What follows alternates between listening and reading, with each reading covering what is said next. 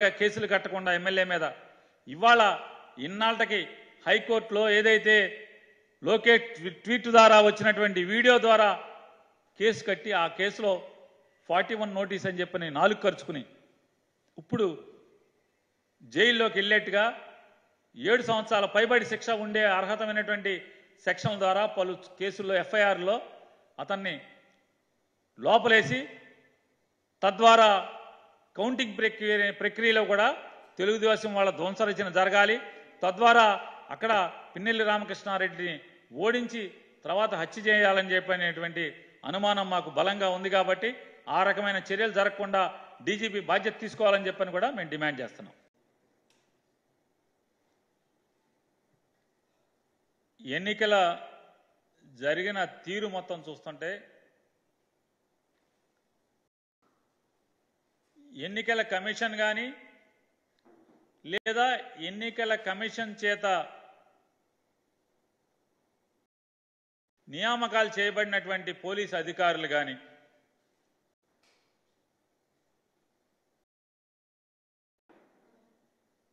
వీరంతా కూడా ఏకపక్షంగా చట్టాలని రాజ్యాంగ వ్యవస్థల్ని తుంగలకు తొక్కి తెలుగుదేశం పార్టీకి మద్దతుగా ఎన్నికల్లో తెలుగుదేశం పార్టీని ఏదో రకంగా గెలిపించాలనేటువంటి లక్ష్యంతోనే పనిచేసినట్టుగా జరిగినటువంటి సంఘటనల ఆధారంగా మనందరికీ కనబడుతుంది. భారతీయ జనతా పార్టీ అధ్యక్షురాలు అంటే ఒక రాజకీయ పార్టీకి అధ్యక్షురాలైనటువంటి ఒక రాజకీయ వ్యక్తి, ఒక రాజకీయ నాయకురాలు బరితెగించి రాష్ట్ర ఎన్నికల సంఘానికి అంటే చీఫ్ ఎలక్షన్ ఆఫీసర్గా, చీఫ్ ఎగ్జిక్యూటివ్ ఆఫీసర్గా రాష్ట్ర ఎన్నికల మొత్తాన్ని ఒంటి చేతి మీద నడుపుతున్నటువంటి ఒక అధికారికి నిష్పక్షపాతంగా ఏ రాజకీయ పార్టీకి ఆఖరికి అధికార పార్టీకి కూడా వెంట్రుక వాసి కూడా వరగకుండా నిష్పక్షపాతంగా ఎన్నికలను నిర్వర్తించాల్సినటువంటి ఎన్నికల వ్యవస్థ ఒక రాజకీయ నాయకురాలు ఒక పిటిషన్ బరితెగించి పిటిషన్ ఇస్తే పలానా అధికారి ఇంటి చివర రెడ్డి ఉంది, పలానా అధికారి రెడ్డి ఉంది, పలానా అధికారి బ్రాహ్మణైనప్పటికీ అతని భార్య రెడ్లు, అతని చెల్లి రెడ్లను చేసుకుంది, లేదా ఇట్లాంటి తప్పుడు ఆరోపణలతో దుర్మార్గమైనటువంటి తప్పుడు పిటిషన్ ఒకటి ఇస్తే ఆ పిటిషన్ ఆధారంగా చర్యలు తీసుకుని అధికారులను మార్చి ఇంకా బరితెగింపు ఏంటంటే ఈ అధికారిని తీసి పలానా అధికారిని వేయమంటే ఆ అధికారిని వేసి ఏ అధికారిని తొలగించి ఎవరిని వేయమంటే వారినే వేయటం అనేది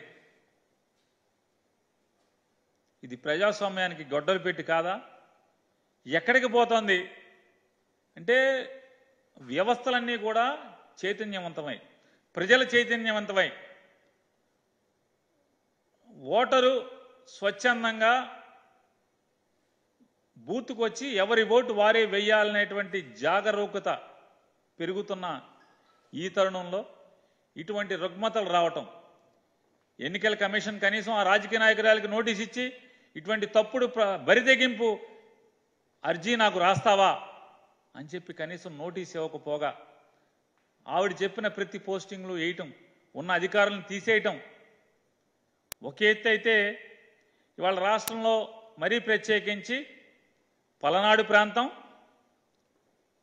అనంతపురం ప్రాంతం, అలాగే చిత్తూరు ప్రాంతం, ఈ తిరుపతి పరిసర ప్రాంతాల్లో చిత్తూరులో పోలీసు యంత్రాంగం జరిగినటువంటి తీరు చూస్తుంటే అంటే ఎక్కడైతే వైఎస్ఆర్ కాంగ్రెస్ పార్టీ తెలుగుదేశం పార్టీని కోకటి వేళ్లతో సహా పీకి వైఎస్ఆర్ కాంగ్రెస్ పార్టీ పునాదుల్ని బలంగా ఎవరెవరైతే ఏర్పాటు చేస్తున్నారో, ఎవరెవరైతే రాజకీయంగా ప్రజల్లో బలమైనటువంటి పునాదిని వేసుకుంటున్నారో వాళ్ళందరినీ కూడా ఓడించటమే, వాళ్ళని సాధించటమే ధ్యేయంగా ఇవాళ మనంతా కూడా పోలీసు యంత్రాంగం ఈ 3 జిల్లాల్లో మనం చూస్తున్నాం.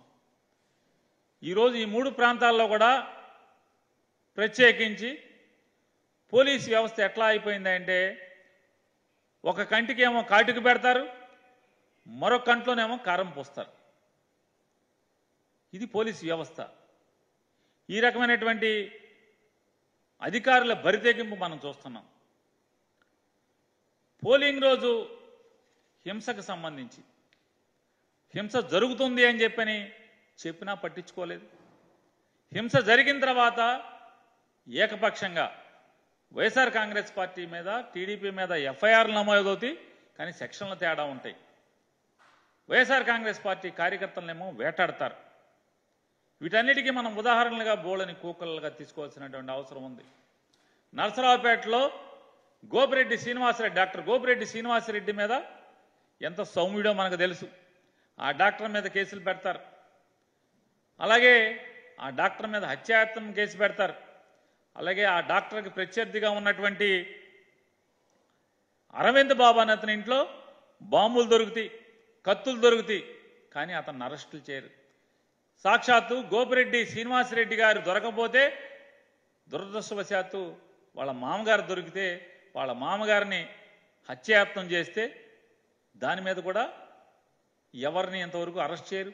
వాళ్ళు కొత్త అల్లుళ్ళలాగా ఊళ్ళో తిరుగుతూ ఉంటారు. పోలీసులు ఏం మాట్లాడరు. మరి సౌమ్యుడు అనేటువంటి డాక్టర్నేమో వెంటాడే పరిస్థితిలో ఉంటే చివరికి కోర్టుకు వెళ్ళి కోర్టు నుంచి రక్షణ తెచ్చుకోవాల్సినటువంటి దయనీయమైన పరిస్థితులు ఇవాళ అక్కడ పోలీసులు సృష్టించినటువంటి మనం చూస్తున్నాం. ఏ రకంగా బరితెగించి ఆ రకంగా ముద్దాయిలను వదిలేయటం, ముద్దాయిల కాయలనేమో ఏదో ఒక తప్పుడు కేసుల్లో ఇరికించడం. ఇలా ఉంటే అసలు పల్నాడు సంగతి చూసుకుందాం మనం. ఈ పల్నాడు అంతా కూడా ఎంత అంటే అది ప్రజాస్వామ్యమా, మనం ప్రజాస్వామ్య రాష్ట్రంలో ఉన్నామా లేవా? అసలు పోలీసు సినిమాల్లో చూపించినట్టుగా ఇంత బరితెగింపు ఉంటుందా అనేది మనం చూస్తే 13వ తారీఖున పాల్వాయి గేటు అనేటువంటి పోలింగ్ స్టేషన్ దగ్గరలో ఆ ఊర్లో తెలుగుదేశం డామినేషన్ ఎక్కువ. ఆ ఊరు మెజారిటీ చంద్రబాబు నాయుడు కులస్తులు, అది అందరికీ తెలిసిన సత్యం. దానికోసం అని చెప్పని ఎమ్మెల్యే ముందే పిన్నెల్లి రామకృష్ణారెడ్డి పలు దఫాలుగా ఎస్పీ గారికి, డిఎస్పీ గారికి, ఐజీ గారికి, డీజీపీ గారికి, ఎలక్షన్ కమిషన్కి అందరికీ కూడా పిటిషన్లు సమర్పించిన అయ్యా మాచర్లలో మరీ ప్రత్యేకించి ఏ ప్రాంతాల్లో, దాంట్లో పాల్వాయి గేటు తదితర ప్రాంతాల్లో, కారంపూడి మండలంలో, అలాగే రెంటచింతల మండలంలో ఎంత భయానక వాతావరణం జరగబోతోంది అని ప్రెడిక్ట్ చేస్తూ కూడా ఆయన పోలీసులకు పిటిషన్లు ఇవ్వడం జరిగింది. అయినప్పటికీ కూడా పోలీసులు నిమ్మకు నీరెత్తినటువంటి పరిస్థితి. ఈ 13వ తారీఖున పాల్వాయి గేటు దగ్గర దళితుల్ని కానీ, వెనుకబడిన కులాలను కానీ, ముస్లింలను కానీ వాళ్ళందరినీ కూడా ఓటింగ్కి రానివ్వకుండా పోలింగ్ స్టేషన్ బయట దౌర్జన్యకాండ సృష్టిస్తుంటే అక్కడ ఆ వీడియోల్లో చాలామంది మా వైఎస్ఆర్